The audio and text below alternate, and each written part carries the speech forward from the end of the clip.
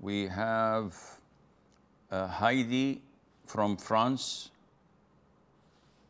Assalamu alaikum, Sheikh. Alaikum salam wa rahmatullahi wa barakatuh. Jazakallah khair for the lecture. وجزاك. I have a question. So I live in France and I saw one of your videos where you recommended the Al Qura method. But in my local mosque, like most of the masjids here, they use the 15 angle for Fajr and Isha. And after some research, I believe that the Al Qura method is the most accurate and more closer to the true astronomical time. So I prefer to use it. And when I asked the Imam, he told me that I should follow the mosque to preserve the unity and avoid the division. And I would do the fitna.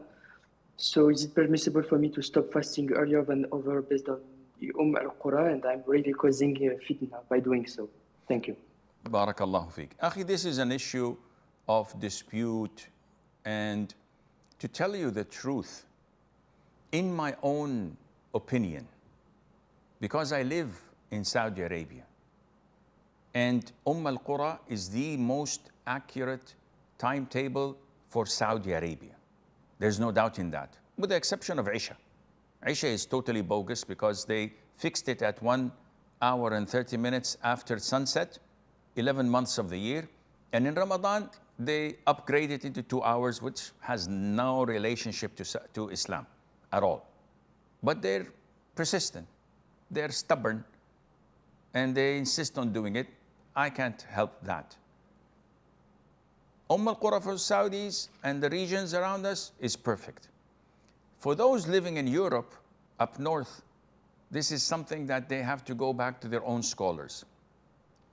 Islamically speaking, with this dilemma, we as Muslims are told to believe in two things. Number one, in your own vision. If I see the break of dawn separating the night, the darkness of the night, this, I can see it with my own eyes, I will pray Fajr and refrain from eating and drinking. Whether the adhan is given half an hour earlier or later, I don't care. I can see it. This is what Allah will hold me accountable to, not to the adhan, because I can see it. When I see the sun sets, I will eat. It disappeared.